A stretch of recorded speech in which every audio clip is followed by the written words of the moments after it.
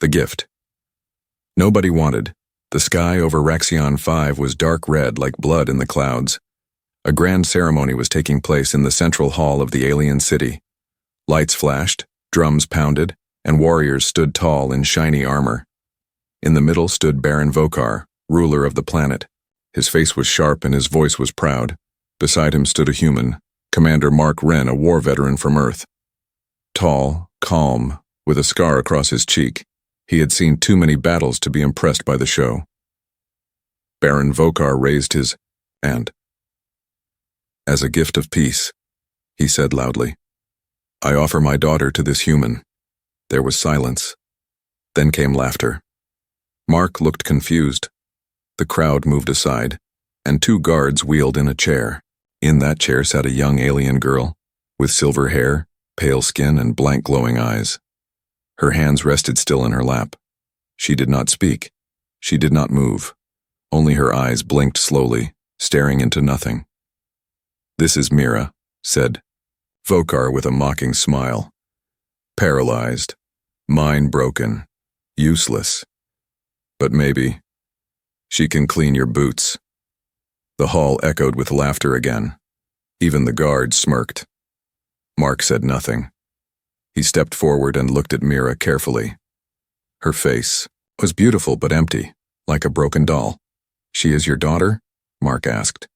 Vokar shrugged. "She was. Now she is yours." Most expected Mark to reject the offer, maybe even throw a punch, but he didn't. Instead, he gently touched Mira's hand. It was cold, but soft. "I'll take her," he said. The hall went quiet. No one laughed now. "You accept her?" Vokar asked, surprised. Mark nodded. "Yes, I never throw away a gift." With that, Mark bent down, unbuckled the safety strap, and lifted Mira into his arms. She was light like feathers. He carried her out of the hall, past the staring eyes, past the whispers and giggles. "She's just a joke," someone said behind him. "A broken toy," someone else added. But Mark kept walking. Inside his small outpost quarters, Mark placed Mira gently on a soft bed. The room was quiet, clean, peaceful. He sat beside her, watching her face. Her eyes stared at the ceiling. "I don't know if you can hear me," he said softly, "but if you can, you're safe now." He brought her water. He cleaned her arms. He made sure she was comfortable. Days passed. Mark spoke to her every morning and night, told her about the stars, about Earth, about the people he had lost. He didn't expect an answer, but it felt right to talk.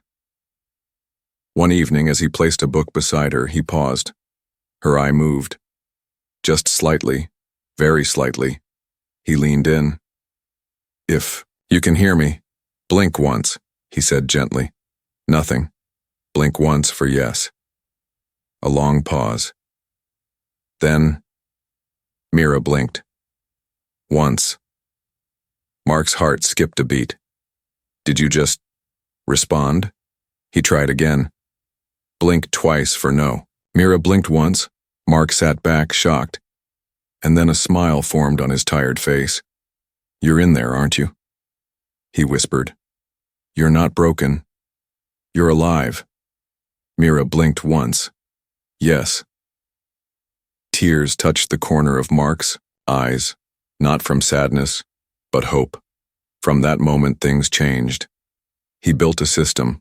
1 blink for yes, 2 for no, 3 for warning. He talked to her for hours, asked her questions, and slowly, carefully, she blinked back. Her thoughts were clear.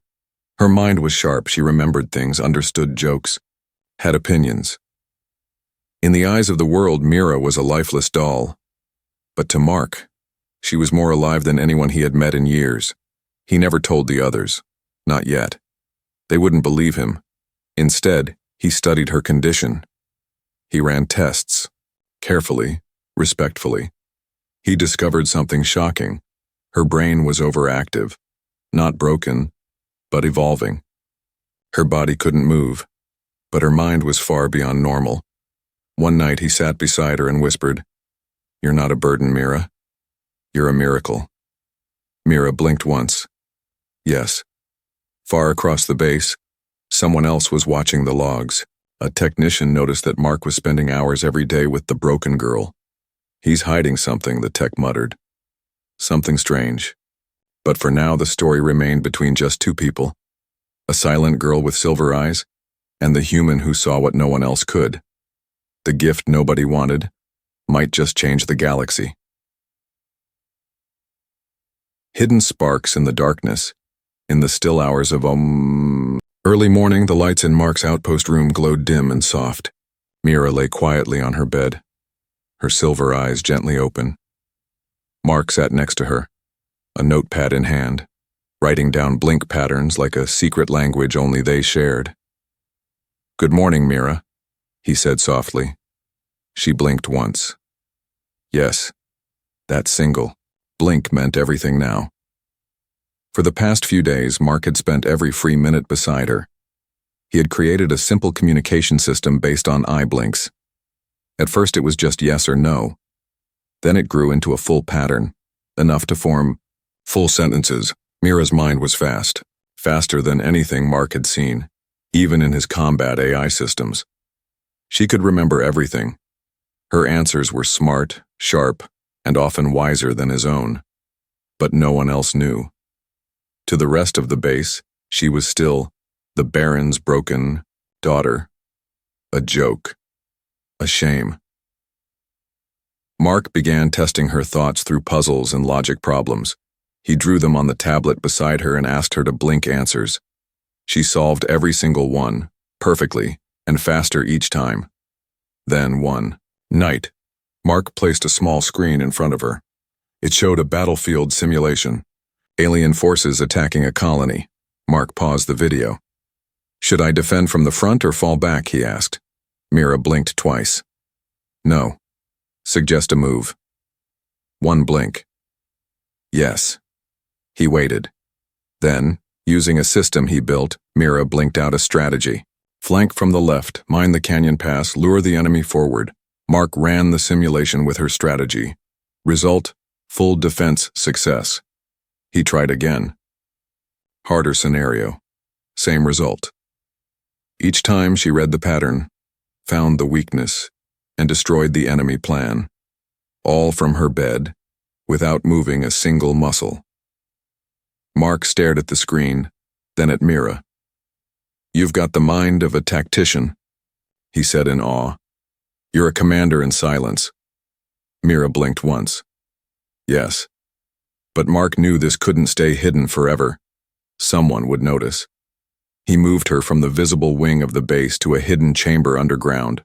Quiet, protected, locked by his command code. Only he had access. There, he installed a better screen and began training with Mira daily. More simulations, more problems, more wins. She wasn't just solving them. She was thinking like a war machine, faster, smarter, and more creative than anything human or alien had built. One night, after hours of deep simulation training, Mark looked at her, eyes heavy with concern.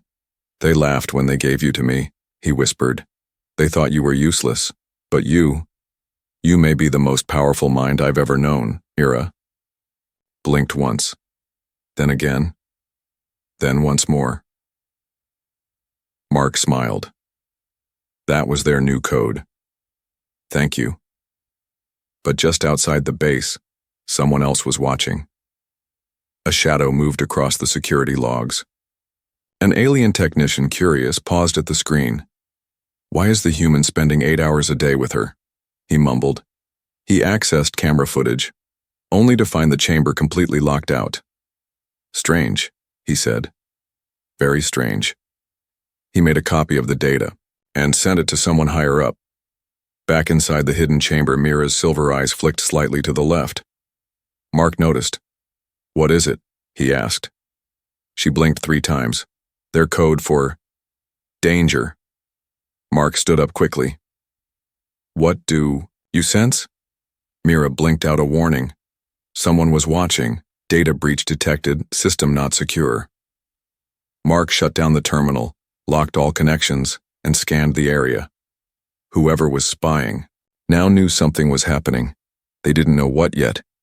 But Mira and Mark had just become a threat. That night, Mark sat by her side again. He looked at her calm face, her blinking eyes full of hidden fire. "You're not just awake, Mira," he said quietly. "You're ready for something big." Mira blinked once.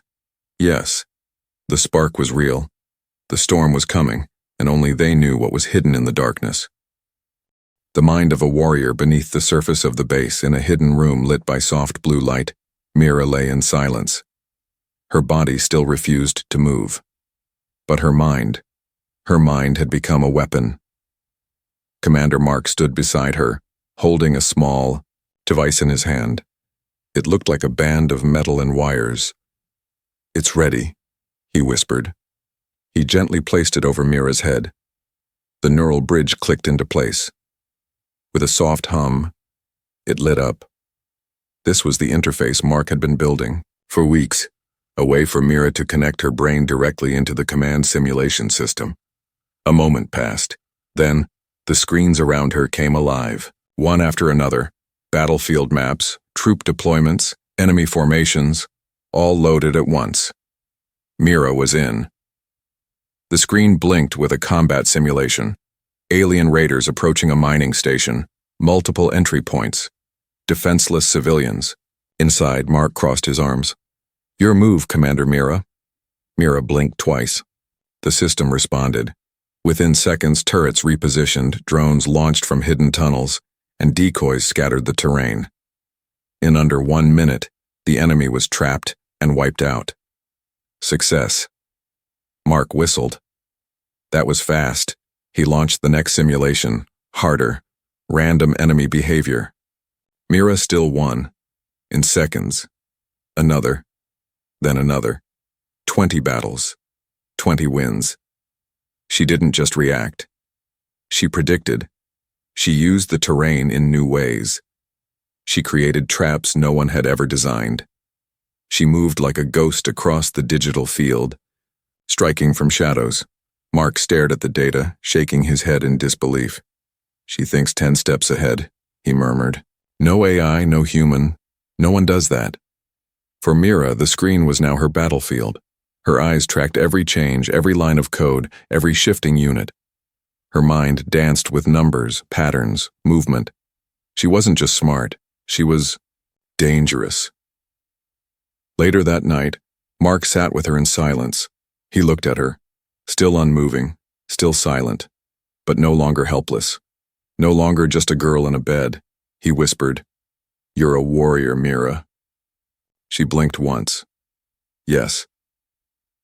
But outside their hidden room, trouble was brewing. The security technician who had sent the footage to command was growing impatient. He hadn't seen what was going on, but he felt something was wrong. He filed a report. "Hi," command responded. A senior alien officer, Commander Vrel, was dispatched to the base with one task: investigate the human and the Baron's daughter. Back in the chamber, Mark was unaware of the danger approaching. He was focused on the next step. "I want to test you in a real situation," he told Mira. "Something unpredictable." Mira blinked once. Mark opened a real-time security feed. It showed 2 patrolling ships in the outer asteroid belt. One had gone silent. "Tell me what happened." Mira blinked. The feed zoomed. She highlighted a shadow near the silent ship. Mark enhanced the image. A cloaked enemy vessel, almost invisible. He looked at her, shocked. "You found that in 12 seconds, he said. She blinked twice. Could be. More, it meant. Possibly more hidden ships. Mark rushed to command and warned the station. They acted fast and found the enemies before they attacked. The day was saved, but no one knew how Mark knew. Someone higher up was now watching him more closely. That night he returned to Mira, his voice quiet. "You just saved 600 people, he said." Mira blinked once. Yes. Then slowly she blinked. 3 times. Mark paused. It was a new code they had built. Ready for more? He smiled. She was no longer the gift nobody wanted. She was becoming the secret no one was ready for. Enemies in the ranks inside, The quiet chamber, deep beneath the base, Mira's eyes followed every data stream, her neural link glowing like a halo above her silver hair. Mark stood beside her, silently watching the screen where her latest simulation had just completed. Another flawless win. She had just saved a colony from a theoretical invasion, using nothing but her brain and a blinking pattern. But far above them, the winds were shifting. In the upper command levels, Commander Vrel arrived. He was tall, cold, and known for uncovering hidden threats. His dark green armor shimmered under the lights as he walked through the base with quiet authority. He had been sent to investigate a whisper, a rumor that the human commander was hiding something, and someone. "Commander Mark Wren," he muttered. "Let's see what you're playing with." Mark could feel the change in the air. More eyes. More questions. He walked down the hall and noticed security cameras that were never there before. Someone was watching. Back in the chamber, Mira blinked 3 times as soon as he entered. Warning. Mark nodded. He trusted her instincts now more than any system. "Someone's digging, aren't they?" he said quietly. She blinked once. "Yes. Time to go dark." He disconnected the network Mira was using and shut down her access to base systems. It was risky, but it was the only way to protect her from being discovered. For the next few days, Mark acted normal. Drills, reports, training exercises. But inside, he was burning with worry. And Mira, she was trapped again. No simulations, no movement. Just silence. Mark sat beside her every night whispering, "Just wait. Just stay strong." She blinked once. Yes. But Commander Vrel was already close. He ordered a search of Mark's logs, then his quarters, then the restricted chamber, locked behind 3 layers of security. "We'll break it open," Vrel said. The technician warned. "It's coded to Mark's DNA. Forcing it could destroy the contents." Vrel smirked.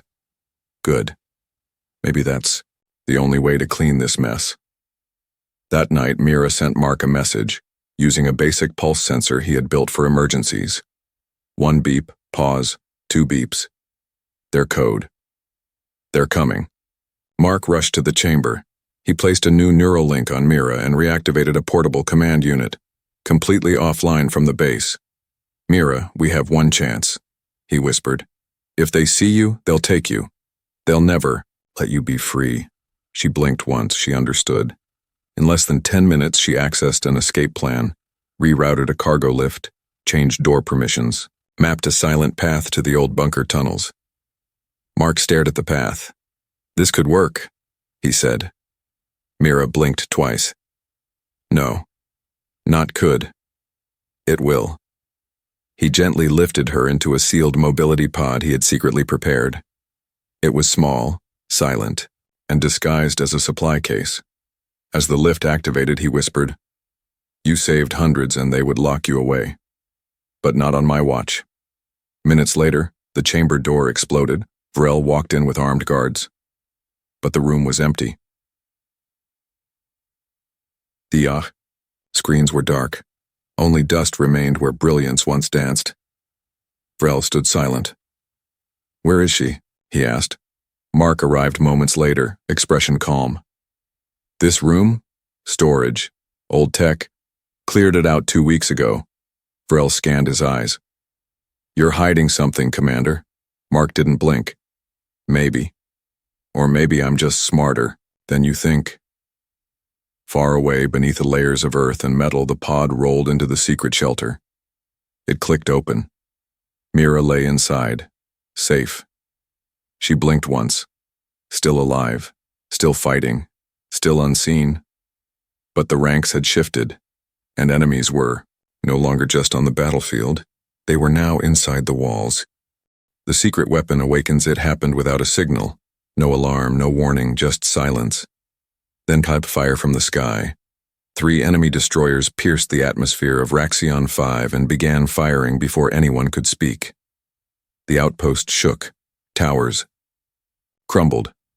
Lights flickered. The base siren screamed too late. Chaos erupted. Inside the control room, officers scrambled for defense.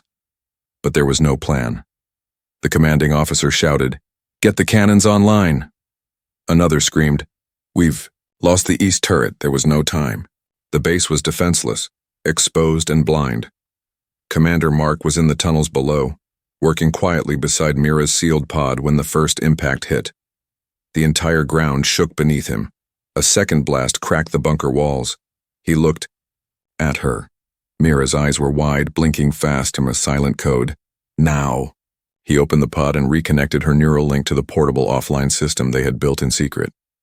"You're our last chance," he said. She blinked once. Yes. The system flared to life. Through Mark's hidden network, Mira linked to old base systems, backup drones, and forgotten turrets left in maintenance. In under 30 seconds, she had eyes on the battlefield. In 60 seconds, she had mapped enemy movement, trajectory, and weak points.